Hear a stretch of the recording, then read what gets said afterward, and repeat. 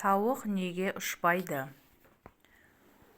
Нұх пайғамбар заманында топан суға дейін қарға мен тауық дос болыпты.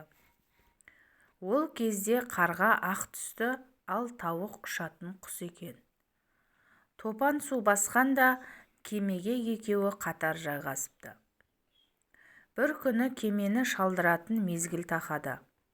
Бірақ судың қаншалықты тартылғанын, құрғақ жердің бар жоғын білу мүмкін емес еді. Нұх: судың қаншалықты тартылғанын кім біліп келеді? Деді. Қарға: ықтияр етсеңіз мен ұшайын, деді. Сен жемтікке үйір едің, далада өлексе болуы мүмкін, қызығып қалып қойсаң ше?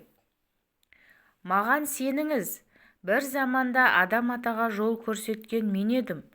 Келмей қойсаң сені көп күтуге мұршамыз жоқ. Кепілдікке не қалдырасың, деді. Сонда тауық: қарға қимас досым, дос үшін екі қанатымды кепілдікке қоямын, деді. Пайғамбар келісті. Қарға ұшып шықты. Қараса біраз жер ашылып құрғап қалыпты. Топан суға тұншығып өлген жан-жануардың өлігі шашылып жатты. Кемеден ашқұрсақ шыққан қарға өлексені көргенде араны ашылып, кемедегі ел жұртты ұмытты. Нұх оны күте-күте шыдамы таусылды. Іздеп кел, деп артынан сауысқанды жіберді. Ол да жемтік жеп қалып қойды. Үшінші жолы кептер ұшты. Ол зәйтүн ағашына қонды. Ағашқа бұрынғы жойылған қауым мен өлген мақұлықтың қаны жұққан екен. Оның аяғы қанға тиіп қызарып кетті. Содан бастап кептердің аяғы қызыл болып қалыпты. Кептер зәйтүн ағашының бір жапырағын тістеп кемеге оралды. Нұх кептерден: ана екеуінен хабар бар ма, аман ба екен, деп сұрады. Иә, көрдім. Қарға өлген малдың басын сауысқан көтеншегін шұқып жеп отыр екен, деді.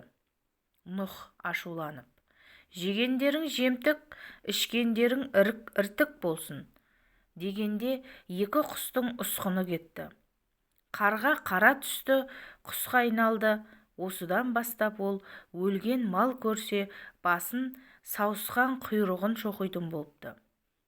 Нұх кептерге: адалдығың білінді, қарның ашса адамның қолынан жем же, шатырына ұя сал, деді.